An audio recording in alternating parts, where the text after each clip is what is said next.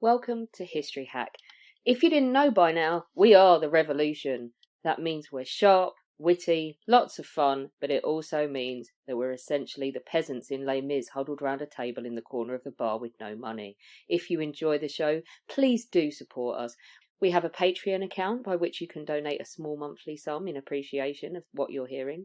Alternatively, we have Ko-fi, in which you can just do a one-off donation as a thank you if you particularly enjoy a certain episode. Either way, we massively appreciate all of your support. Hope you enjoy the show. Hello and welcome to another episode of History Hack.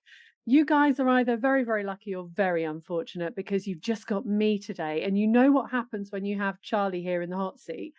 I normally drag you back to the 17th century, but if you've spent any time with me on this podcast over the years at all, you'll know that I have two interests. Yes, I'm interested in two things, the 17th century and Hollywood. So we are the proper hooray for Hollywood moment today. I just like talking about glamorous people and two glamorous people. And on that note, I'm joined by a very, very glamorous guest.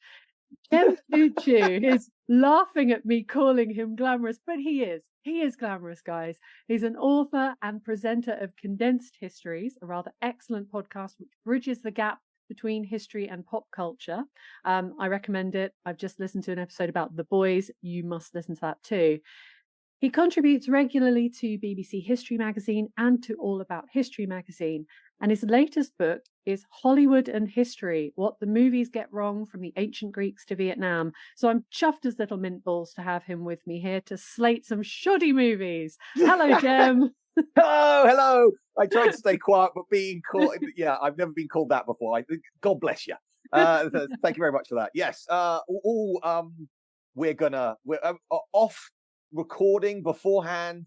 We already had opinions on history movies, so let's get stuck in, shall we? Definitely. We've got so much to get through. So I want to start with a personal favourite, Jem, when it comes to Hollywood and history and ranting. The other Boleyn girl. What did that get wrong? I think it's easier to say, what did they get right? There was a Mary Boleyn, there was an Anne Boleyn, and there was a guy called Henry VIII. The end. It is. You picked a really good one, and actually, that's. So there was big discussions. This is the first time I've actually had an American publisher, and they very much wanted as much representation as possible on the front cover. Because look, it could have all just been Tom Hanks on the beaches in World War II or whatever. So we do have Gladiator on the front cover. Of course we do. We also got Denzel Washington. There in the Civil War, and then right at the top you've got the other Boleyn girl. Yes, she is.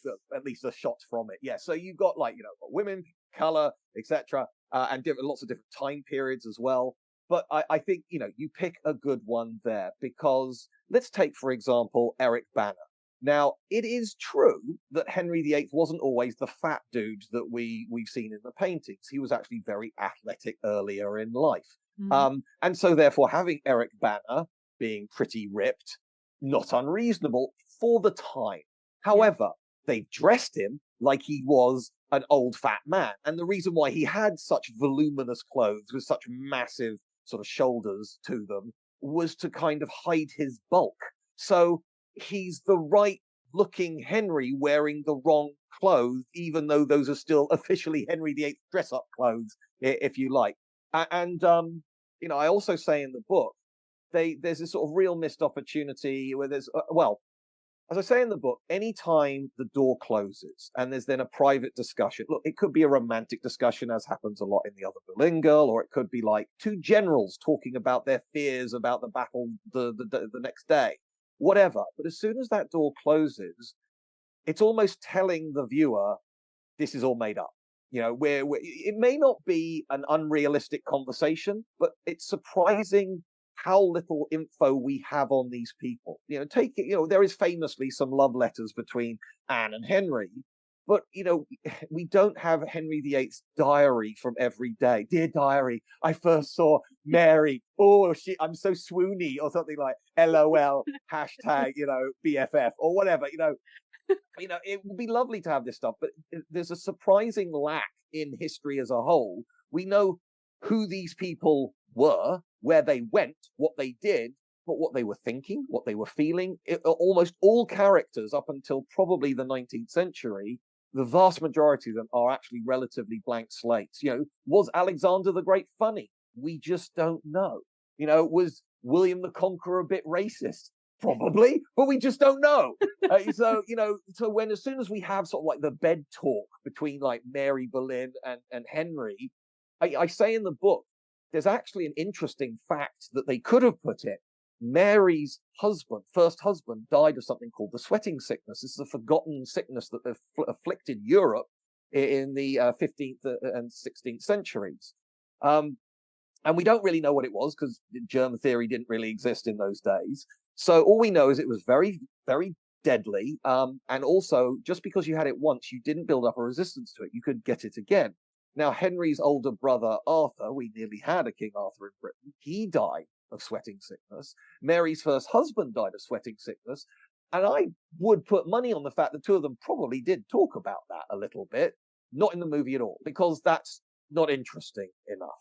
And at full disclosure, I have actually been a historical advisor a couple of times on projects. I'm not going to say what they are because I do not want to get into any trouble. And thank you very much for the money, by the way. I appreciate the money. But of course, the trick there is you're an advisor. Yeah. If what you say fundamentally ruins the directorial vision of this thing or this moment, well, the point is they're there to entertain you. You're paying your money not for a documentary, but for a movie, for a drama. And that's what you're going to get. And sometimes you've got the historian in the background going, well, excuse me. Keeping with the Tudor theory, another even more recent movie about the women in Tudor history is you got Mary Queen of Scots, which famously has this meeting between Mary and Queen Elizabeth. The two never met.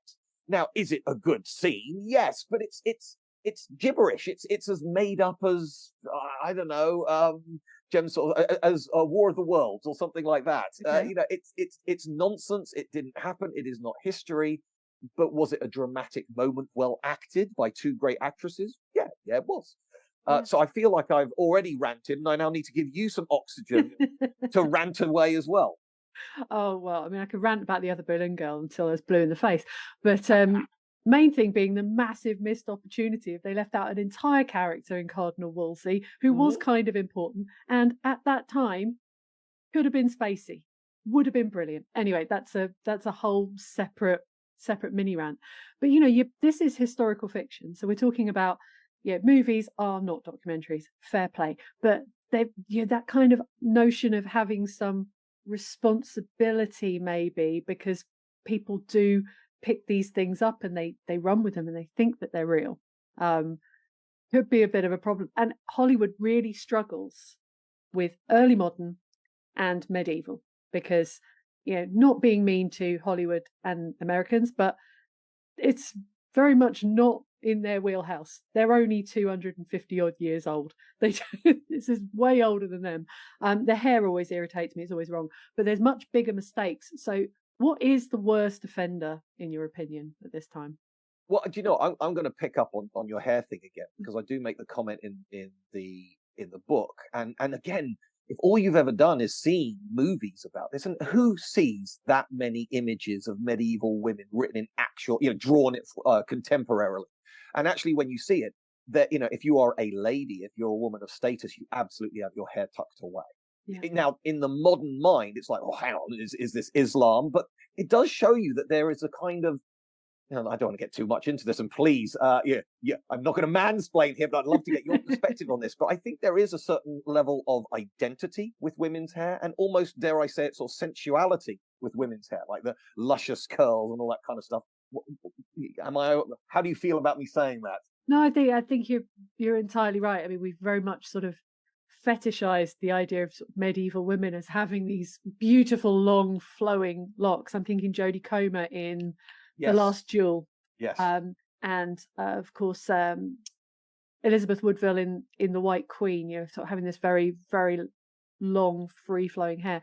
But yeah, no one would see that really, other than your husband. And I think at your coronation, she wore her hair long because that's a marriage ceremony for Elizabeth Woodville. But someone will put me right on that. But in terms of this kind of idea of medieval times being very unenlightened, being very very sort of harsh and awful, it does seem that Hollywood will do that, but then also make it really sexy and glamorous at the same time. Very confused. Oh yeah, they. I mean, clearly, going back to your point there, I do say in the book, look, sometimes I think we have to think about how honest is the filmmaker being with the audience about whether this is entertainment or not. So the example I put right at the beginning is the movie 300. Now, in that movie, there are literally monsters. There is slow motion in it. So it is obviously so hyper stylized that if you're sitting there going, I'm watching a documentary about the Battle of Thermopylae, that's on you. That's not on anybody else. Also, at no point does it flash up dates or locations on the screen. But the movie that I probably have the biggest grudge against is Braveheart, because it flashes, the very first date it flashes up is wrong. and almost everything in it is wrong, but it flashes up dates, it flashes up locations, everybody's talking in kind of Shakespeareanness, and it wins Oscars. And as a friend of mine said, and the legacy of Braveheart's actually got worse and worse, but as a friend of mine said, it came out a few years before the internet, and therefore they could get away with it. People would have to sit down and read a history book to realize all of the myriad of errors in Braveheart. And nowadays, people have made lots of videos sort of saying, well, this is wrong, this is wrong. Basically, there was a guy called William Wallace, and there's a place called Scotland, and that's about all they get right in that. But it has, it's a more insidious movie than 300 because it has this veneer. If you know nothing, if you do not go onto the internet, you're going to watch that movie and at the end of it and go, wow, that was clearly what happened over the time of William Wallace. And it's as outlandish as 300, but it's trying to look legit, which I have a real issue with. But in answer to your original question, what thing do I have the biggest grumble with? It's armor. Okay. The people really don't understand armor. Armor is every reenactor who I've dealt with like the Leeds Royal Armories as well. And what everybody says again and again is armor is really uncomfortable. You only wear it when you need to. But the amount of times you'll see like a feast and everybody sitting there in their armor. It's like, why would you do that? It's heavy, it's uncomfortable, it's either too hot or too cold. As soon as the battle's over, you take the stuff off because you're a human being. And there are things like the White Queen, where there are people wearing half armor. Why would you do that? It's like being dead. You either are or aren't. You're either wearing the armor or not wearing the armor. You're not wearing half the armor. Or I'm going to wear full armor without a helmet. You're an idiot, because that's the bit that if it gets hit, you're definitely going to die. And just to be super technical for a moment, you'll see a lot of people putting chain. I know it's technically mail armor. Okay, for any of medieval historical armorers out there, mail armor is the correct term, but everybody knows it as chainmail, so I'll call it chainmail. Please write in to Jem Duducu. Yeah. Don't at me on this. You'll see it directly on their head, and it's like, well, that looks like it wouldn't work, because it doesn't. And basically, the medieval armorers knew this. So underneath the chainmail armor on their, the hauberk, the sort of coat of chainmail, or indeed on the head, underneath it was something called a gambeson, which was a padded woolen jacket. It's basically a shock absorber. So when you see these medieval manuscripts and illuminations, it looks like they're wearing crash helmets, big round bulk round their head, and then the chainmail on top of it, because that's the way you would wear it. It was a crash helmet. So that's never in the movies because it looks silly. It looks wrong, and yet it's actually historically right. A bit like all these medieval churches were covered with highly detailed. Oh, indeed, the Roman statues were all painted. They were painted to look real, but the paint's flaked off. So they're standing there next to these naked stone statues, which is historically wrong. But if they did paint them up, we would all go, ooh, that's clearly wrong. So, we've been trained sometimes into the historical inaccuracies. Oh, that's fantastic. On your point about armor, corsets always irritates me as well. You can breathe in a corset. they are fine. They're not as uncomfortable as you think. And at that time, your dress would be incredibly heavy. So actually having a corset to take the weight of your dress was what you needed. If you're having a panic attack, you probably need to take off your pajamas, let alone a corset. That's a whole other thing. But corsets were not uncomfortable. That's my mini rant. But I think we can both agree. We both agree on this point that Monty Python and the Holy Grail is practically a documentary compared to some of these other clangers. I read your entry on that classic film, and you don't have a bad word to say about Monty Python and the Holy Grail. No, I don't, because again, going back to the 300 example, when the intro is subtitles obsessed with moose that are then fired and then turned into llama-tastic intro credits. If you can't work out it's a comedy by then that's on you. You have people walking. I mean, I love the fact that because of the lack of budget, they couldn't afford horses. So what did they do? They had people running along, clacking coconuts together, which is funnier. So they use the lack of budgets to their advantage. And so if anybody looks at that going, is that what the 900s look like? No, but you're a moron if you think so. But as I said, one of the things that actually they get right is the sort of the dirtiness, the squalor. And what you see in the really expensive 50s sword and sandal movies is because they spent all the money on the sets, everything is pristine, and nothing ever is pristine. Just, we're in a far more advanced society today. Do you eat your food off the pavement in front of your house? No, you wouldn't. So, yeah. So the fact that there's mud everywhere, there's arguments about dead people. He's not dead yet. Yeah, yes, he is. He's nearly dead. No notes. No notes. No notes. A star. Tick. Yeah, could not be better. War movies. They're a big favourite here at History Hack, and also here in the White House where I am. But I've noticed Chris, my husband, getting very upset about the wrong tanks on very many occasions. This is a question about war movies, specifically Second World War movies, I guess. Do you think the films that are dealing with recent living history have more of a responsibility to get things right than our kind of oldie worldy films dealing with these people have been dead for hundreds, thousands of years. They're not fussed. Do you think that we have a responsibility with Second World War films, and which war films do you think have completely missed that mark? So I'm going to give you an example where, in answer to your first question, again, it's down to intent.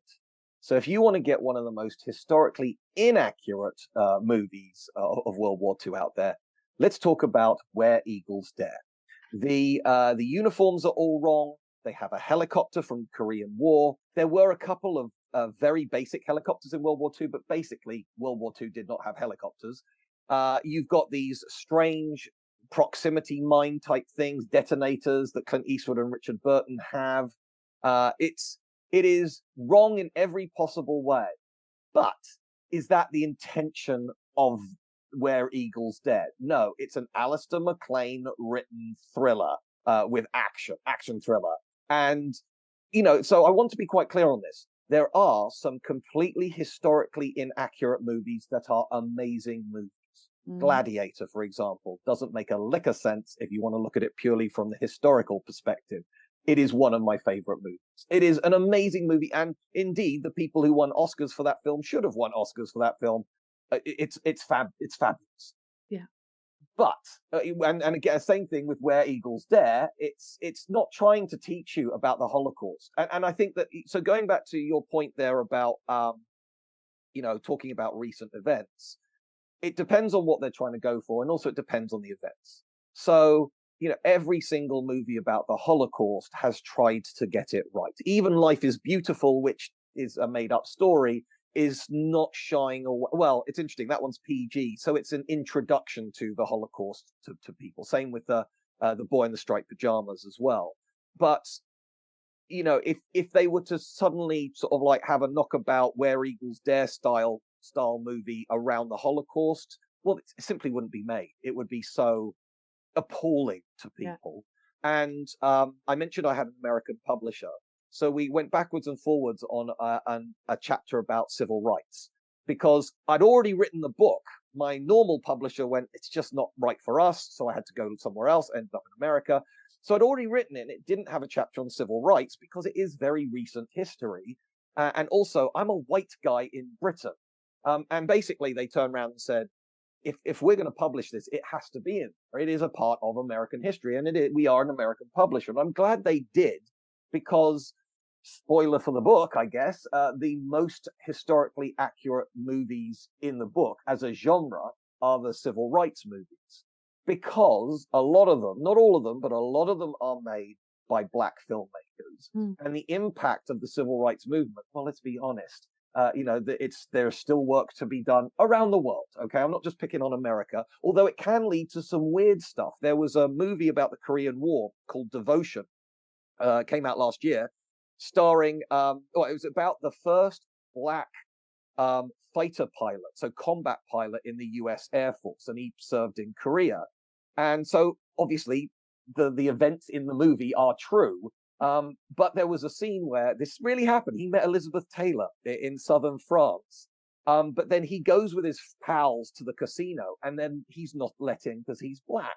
And I looked into that and I went, this doesn't feel right, because France has its own problems with race, but France doesn't have segregation like America did in the 1950s. And I looked into that, and that scene was made up.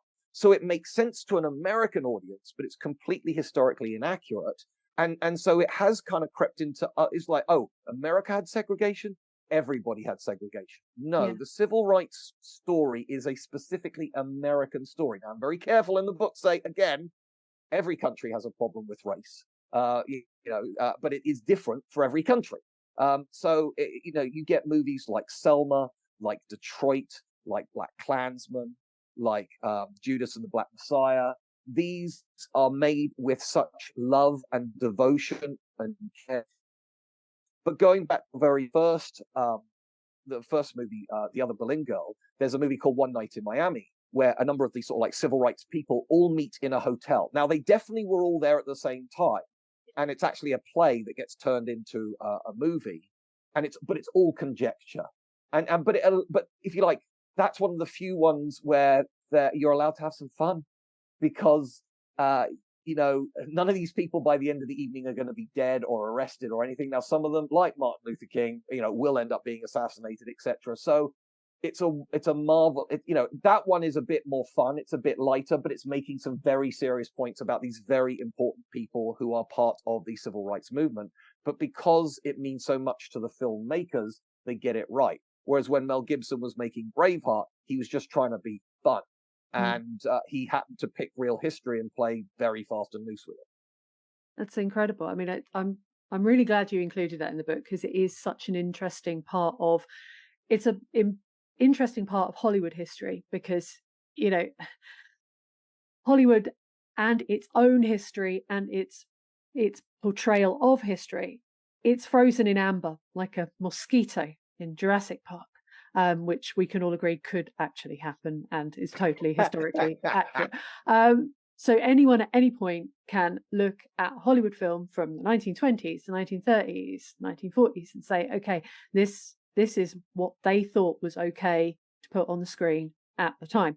And how certain groups, especially how Black people have been represented in Hollywood over the last 100 years, is fascinating to look at, and we are still dealing with the repercussions of that now. I say that knowing that I am possibly the whitest person in the whole world, and my surname is White. And the fact that you address civil rights in this is really interesting. But can we agree that Green Book, as a film released in 2018, needs to get in the sea for so many reasons? Yeah, 100%. As I say in the book, if this whole thing is about empowering Black people, the white guy gets nominated for Best Actor, the Black guy gets nominated for Best Supporting Actor. It's like, you haven't really learned anything, have you guys? and also, as I say in that section on civil rights, it's like, it seems that Viggo Mortensen, he can bully the racists. It's sort of like, okay, that's fun in a movie. That doesn't solve the problem at all. So yes, Green Book is a surprisingly old and unknew. You could imagine that might be made in the 1960s. Yeah, As a sop to sort of like African Americans. It yeah, was insane that it came out in 2018. yeah. This kind of is this sort of terrible white savior thing, and that horrible yuck. I was upset, very upset, to read that Pocahontas is not true to the history. Are you seriously telling us, Jem, that Disney played fast and loose with the facts? Why on earth would they do that? Yeah, see, Pocahontas was a really interesting one because that's another one where I'd finished the book and I got these notes from the Americans and they said, "Why haven't you done Pocahontas?" And I just burst out laughing and went, "Of course I should do Pocahontas." But you see, I'm sitting there going, when I'm thinking about movies, I'm obviously thinking about live action movies. Yeah. And generally, when people start singing, that's a clue that it might not be 100% historically accurate. I want to live in the universe where all I have to do is turn around to my wife in the street, say something, and everybody starts doing synchronized dancing, and we all have a great dance, and that's how we resolve a domestic dispute in the middle of Sainsbury's or something. Yeah. But unfortunately, I don't live in that parallel world. So the interesting thing about Pocahontas is how insanely wrong they got it. There are so many things they got wrong with it, fine, but to have the white settlers get on a ship to head home at the end of the movie, it's like, you are sitting there in a cinema in St. Louis. You do know the white guys did not go home. It was so bizarrely counterfactual that's why I initially didn't include it. But it's all in a whole area where I go into the book that it's really interesting what words they use to describe these movies set in the past. I make the point that there's things like costume drama. Well, in Gladiator, everybody's wearing costumes, and it's a drama. Do we use the term costume drama for Gladiator? No, we might use the term historical epic or sword and sandal or war movie. But when we say war movie, I sometimes read things like the top 20 war movies of all time, and they might include Return of the King, the Lord of the Rings third movie. And it's like, yeah, there's a lot of war in it. But is that I don't feel sorry for orcs dying, whereas, the massacres at Gallipoli or the beaches of Iwo Jima, that's a different thing. So, what is a war movie exactly? And also, which war? We've got Napoleon coming out in a few weeks' time. I don't know when this recording is coming out, but it hasn't come out at the time of recording. Is that a costume drama, historical epic, war movie? Period piece is another phrase that's used. And so, it seems pretty arbitrary, but boiling it down, whenever anybody uses costume drama, it's basically a female-heavy story. So really, it's almost like an acceptable phrase of historical chick flick, which is completely, absolutely unfair to the likes of things like Pride and Prejudice and Sense and Sensibility and things like that. They're far better written than something like the Other Berlin Girl, which also, can we agree? We didn't say on this.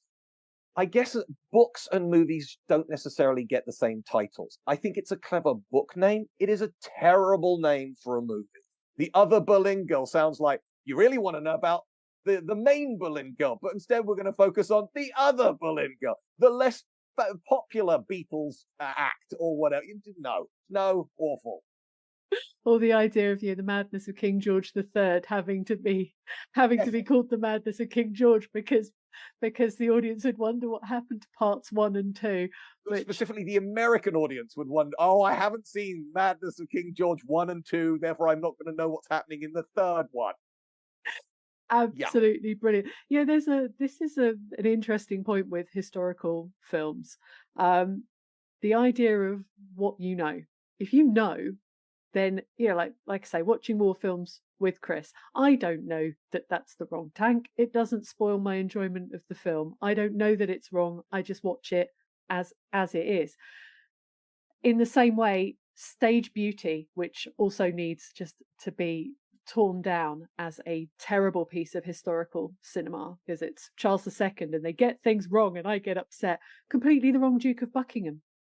They've put the first Duke of Buckingham in the place of where his son would be, the second Duke of Buckingham. So you've got this dark, with an old-fashioned beard, very interested in the young male actors, having a lovely time, Duke of Buckingham, whereas his son was blonde, more interested in the female actors, completely the wrong Duke of Buckingham. That spoils it for me. But if you didn't know, you'd just watch this film and it's all very interesting. So do you think that knowing things spoils films? Well, I mean, using Gladiator as an example, it's sort of like, well, that didn't happen, and that why is that happening, and blah blah blah. But I still love the movie. I think the problem comes when, I deliberately, I say, what does Hollywood get wrong from ancient Greece to Vietnam? But I deliberately, and we had this conversation with the publishers, I was never going to write, that there are all these websites which go, I think you'll find that the British military had 3 buttons on their sleeve at this time, not 2. Nobody cares except you. That doesn't change anything, okay? And I guarantee there'll be a host of people saying wrong buckles in the Napoleon movie, okay? But again, there's limitations on budget. I had this conversation with another podcaster. It's like, the thing about Joaquin Phoenix, he's a great actor, but he is at the age of Napoleon round about the time of Battle of Waterloo, at the end of his career. So when we see him in like 1793, this is a guy who's in his early 20s. And it's remarkable to know that he conquered Italy, something that everybody else had failed to do since the Roman Empire, by the age of 26. But he's going to look like a middle-aged man in the movie. But there's not a lot you can do about that. There are just simply physical limitations. So the example of Chris and the tanks, I think for most of the time in things like A Bridge Too Far, there is a limit on budget. There aren't that many World War II tanks around or workable, so we're going to use 1960s tanks and slap a swastika on the side of it and just go with us. It's a Panzer, okay? But I get that the aficionados get crazy about that. To the extent where I have a friend, Saving Private Ryan is pretty accurate, but the scene right at the end with the Tiger tank has its track blown off, and my friend said you could tell that was a Russian chassis because the drive shaft was at the wrong end of the tank. Oh, come on. Nobody cares. You are completely 100% factually right. You're not going to give them 10 out of 10 for dressing the rest of the tank to accurately look like a Tiger. You have noticed the drive shaft. That's not going to take a star off the movie review. But the one time I will back up the tank thing is the Sherman tank is a very distinctive shape. The Sherman tank is the definitive Allied, it wasn't the only one, but it's the definitive Allied tank of World War II. So in the costume drama of Tea with Mussolini, which was largely targeted at middle-aged women, to have the German army specifically with a Sherman tank with a swastika slapped on the side of it, it's like, could you not have found, if you've got a modern tank, that would be less distracting than a Sherman, which is, again, it's such a distinctive looking tank. You don't need to be a tank expert to know what a Sherman looks like. So, how much these things, again, annoy me depends on how serious is this movie. Yeah. There is nothing historically. I mean, for starters, we're in the Anglo-Saxon era in Monty Python, The Holy Grail, but clearly they're channeling the 12th century. I wasn't sitting there going, the armor's wrong, the swords are wrong. Why are they, why is there a Frenchman in a castle in England? Where did they get coconuts? Yeah, where do they get? Well, I mean, I think that's to do with the sparrows, isn't it? Anyway, but sorry. Sparrows, it doesn't matter. But yeah, so again, if it's just there as pure entertainment, Where Eagles Dare, Monty Python, 300, fine. But when it is more like a Braveheart, when it is more like The Other Berlin Girl, which was trying, again, it has a veneer of we've done the homework, and clearly it hasn't if you know anything about it. But I do find it interesting that nowadays, unlike, I think one of the first movies I do is a silent film. I know it's the first one, The 10 Commandments by Cecil B. DeMille from the 1920s. And he just threw everything into the movie to make it look old and exotic and Egyptian. Whereas today, you have to have a historical advisor. It kind of like, if you didn't, that would be brought up in the review. But that doesn't mean that they are obliged to follow the historical advisor's information. Now, I have a hunch Ridley Scott really likes Napoleon. And this is a passion project, and I'm sure he's going to get most of it right. But at some points, he's going to say what's going to look good on the camera versus what actually happened. And over the weekend, full disclosure, I saw, again, terrible name, The Killers of Flower Moon. Yeah. The Martin Scorsese movie about genuinely this all happened in Osage County. The Native Americans in the 1920s get oil, and these white men come in, start marrying the women, blah blah blah blah. They specifically use racial epithets, which is historically accurate. But the one thing I noticed in this movie that is desperate to try and A, tell a story that's never been told before in cinema, and B, get it historically right. It was interesting that at one point, one of the Native Americans uses the term genocide. Now, that just wasn't used until after World War II. Yeah. What happened to them was genocide, but that's an anachronism, which I'll absolutely allow. And to start nitpicking over that, it's sort of like, Jem, you're missing the point. There was a genocide, and so therefore, and to use any other word, a modern viewer wouldn't have got that point necessarily. So that's a point where I'll absolutely allow the anachronism to happen. Gosh, that takes us, very neatly to a next thing that I'd like to discuss, because that is Martin Scorsese's latest film. And I must confess to you, Jem, that as far back as I can remember, I always wanted to be a gangster. Actually, the film that made me want to study films, funnily enough, Goodfellas, watched it far too young, but terrible cavalier parents, but that's a whole other podcast. I never really thought of gangster movies like Goodfellas and The Godfather as being historical films, but you argue that several of them fall into that category. You discuss the three Godfather films in detail and touch on several of the key historical moments in it. Straight away, I'm thinking, the whole sort of premise of it is that Michael Corleone has gone off and fought in the Second World War for his country, and he comes back, and now he's kind of got that. Is he going to serve his country or his family? But you also talk about the Cuban Revolution as shown in Godfather 2. And this is really interesting in your book. Can you tell us about this?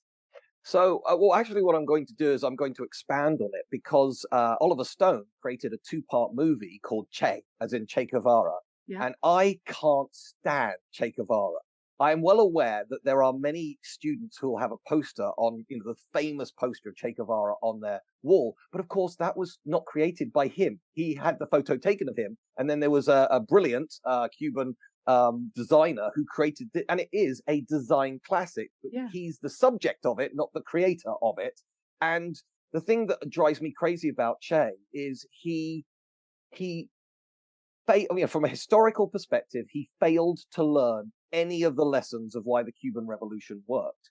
The Cuban Revolution was important. This is a classic example of a military dictatorship. And this is the story, and I make this point in the book. This is the story of America in the entirety of the second half of the 20th century. Mm.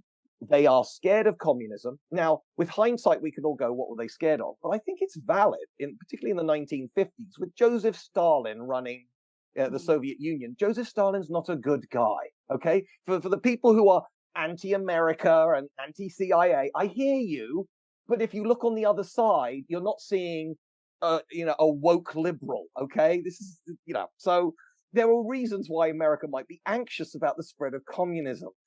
However, just backing a right-wing junta, I've heard it pronounced both ways. I still can't work out how to pronounce it. But anyway, right-wing military dictatorships, particularly in Central and South America, just because they say we're not communist, allowing them to, brutalize their nations is an incredibly sad part of American foreign policy in the second half of the 20th century. But the reason why the Cuban Revolution worked, and the reason why a number of revolutions and insurgencies worked, is because the locals are on your side.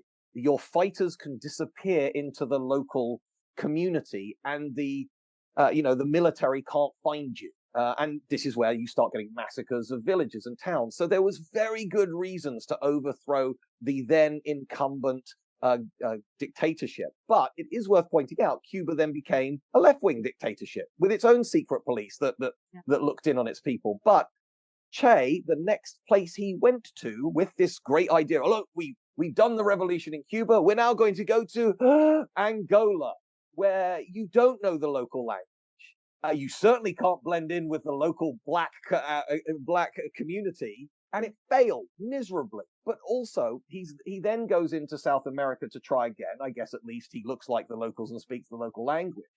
but you get the people turning around saying, it's terrible. The CIA turned up and hunted him down and killed him. It's like, okay, so if the idea is that somebody from another country goes in and starts causing violence is bad, which I think we can all agree, Yeah. what was he doing there? He's a foreigner insurgent with creating violence. It's sort of like he died by his own rules. And so for that reason, he's not a martyr. He's actually a pretty bad revolutionary who seemed to get it right once. And it was, of course, Che Guevara was part of the Cuban Revolution, not the Cuban Revolution. It was Fidel Castro who was the main guy. And every time Fidel wasn't there, he lost. So I actually think that Che Guevara is one of the most overrated people in history. He makes a great poster, and he's also probably a cautionary tale of don't believe your own hype. I love that. I think that definitely needs to be a History Hack Down the Pub episode. Most overrated person in history. That needs to be a thing. There are a few of them. Yeah. I mean, underrated is also equally interesting, and invariably they tend to be women. But yeah, overrated, there's quite a lot of puffery around some people. But anyway, yeah. I definitely hear that. But seriously, guys, do pick up this book and check out what Jem has to say about The Godfather 2, because I think that you described it as being a minute of film in which the entire sort of American foreign policy is so beautifully illustrated for the viewer that you just don't expect it there. It's almost like it comes completely out of left field. Absolutely. Thank you very much for that. So I'm going to give you a moment to rant, because we do need to wrap it up, because I will talk to you all day. Come on then. What is the worst, most terrible, awful piece of Hollywood history that has ever been committed to celluloid? Okay, well, I'm going to jump around a few. I think, first of all, undeniably, the worst, most poisonous one has to be, because quite literally is The Conqueror, which is I'm not making this up, people. You're going to think that I've completely made this up. John Wayne, good with horses. He's done loads of cowboy movies. Let's make him Genghis Khan and stick a Fu Manchu style moustache on him. So he gets to play Genghis Khan. But the point is, the film was filmed on the desert area that had been used for nuclear testing. And then they took some of this radioactive sand and dumped it in the studio, more than 100 tons of it, to create continuity. So then when they did the internal shots, and something like 2/3 of the people got cancer from it. So not only is it racist, it genuinely killed people. All of the Mongols are played by Native Americans. It's just all kinds of wrong. But perhaps the most, I mean, look, and Braveheart I've said enough on, but the other one that's also equally racist and poisonous and difficult to sort of ignore is, says Jem now, it's completely gone out of my head. It's the one about the Ku Klux Klan. Black Klansman? No, sorry. Older. Older, the black and white one. It's Birth of a Nation. Gone out of. Thank you, Birth of a Nation. God, I do have it in there. Yes, this is why I write books, so I don't have to remember all this stuff. But the thing about Birth of a Nation, it's rated U, and it's completely unwatchable by modern standards. Every single person of color in the movie is portrayed as savage, and also there's a lot of blackface in it as well. It is a completely made-up story about how the Ku Klux Klan saved the South.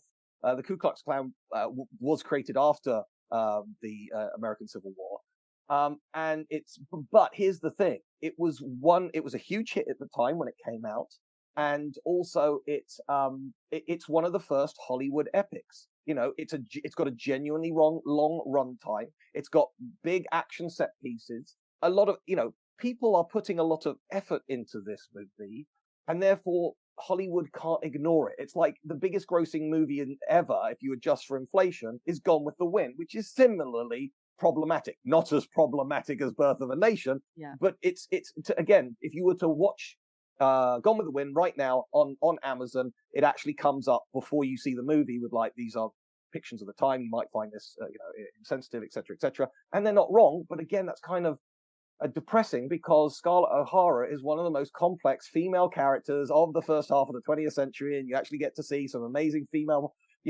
performances in it, and it's a female-centric country, but then there's also all the racism in it too.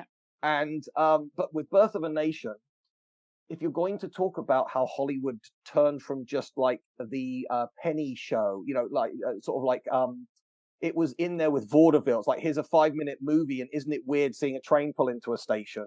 Yeah. Turning it into an actual narrative art form.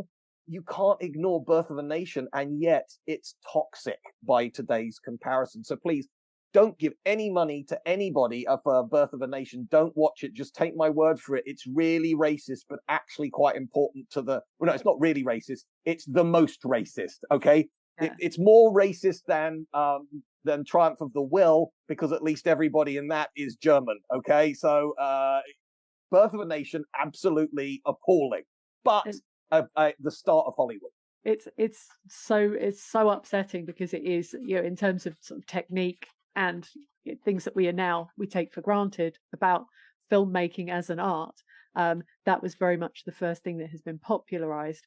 But the membership of the Klan rose exponentially after that, because people saw it and thought, this is brilliant, I'm going to join the Ku Klux Klan. It's awful. If you want another alternative to watch, check out the films of Alice Guy Blaché, because she was making narrative cinema before Cecil B. DeMille, but she's been left out of the history books, and they're a lot less problematic, and they include fairies, which is wonderful. Is there a film that you'd give an A star? Let's end on a positive note. Is there any film that you look at and you think, do you know what? Nailed it. True to the facts, costumes good, love the hair, dialogue spot on, right tanks. I love the hair. I think that's really cool. So in terms of my personal favorite movie ever, that's historical, it's probably Gladiator. But in terms of getting the facts right, I'm going to give you 2 Vietnam films. You got Platoon, which was literally made by a Vietnam veteran, Oliver Stone, that had Dale Dye, who served there, putting the men through boot camp, which is incredibly important for history, because that's the first time they'd ever done the boot camp thing for actors. So, and now that, again, that's just become standard. We're making a war movie, you've got to do a boot camp.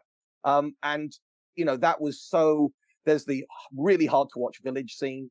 I was watching it with my eldest. I wanted to show him a Vietnam film, and he just said halfway through the village scene, he goes, "This isn't an army. This is just a rabble." I'm like, yeah, that's the point here. So it's completely historically accurate. Indeed, Oliver Stone and Dale Dye, after the filming of the village scene, they just had to walk away. They just couldn't take. They were recreating a crime scene, not making a piece of cinema at that point. However, my uncle, I'm half American. My uncle served in Vietnam. And so, he's got lots of positive... he has terrible things to say about the war. He had a bad war, like pretty much everybody there. But he said, in his own opinion, Apocalypse Now, while it's sort of poetic, it's nonsensical. It is, it is, I guess, in some ways historically inaccurate. But he said, you want to know what it was like in Nam? It was that. And so, seeing he was there, and it is an absolutely powerhouse of a movie. Famously, Coppola said, this movie isn't about Vietnam, it is Vietnam. He said that it can. And yeah, it is. And as I say in the book, and I think it's the last movie in the book, it's like there are 4 different versions of it that you can see. So if you want to spend a whole afternoon absorbing the horror, then I'm not saying it's a fun ride, but it shows you the power of cinema, and also the power of history. Amazing. Well, thank you so much for joining me today, Jem. This has been absolutely wonderful. Hollywood and History, What the Movies Get Wrong from Ancient Greeks to Vietnam is out now. Get yourself a copy, do yourself a favor. And where can we follow you online, Jem, and listen to your incredible podcast? Well, Condensed Histories is available wherever you get podcasts like this one. And also, I'm at Jem Duducu on Twitter, X, call it whatever you want. And also, the thing is that I don't use Instagram. So I am also on Threads, but I have like 7 followers on Threads. I'm also at Jem Duducu there. Hey, say hi to me there. But yeah, probably Twitter's the best place to grab. Fantastic. We'll all give you a follow. Thank you so much for joining me. Our incredible guests give us 45 minutes of their time to join us and talk about their work or their new book. This is just a small taster. As a result, we have launched our very own bookshop on bookshop.org, where you can find our guests' latest books, you can support them, and you can support us on History Hack. 10% of every sale via our bookshop supports the podcast and allows us to keep going and bring you more top-of-the-line guests. You can find our bookshop at bookshop.org shop/historyhack, or search for us in the shop section. Thank you so much for your continued support. We really appreciate our listeners and supporters.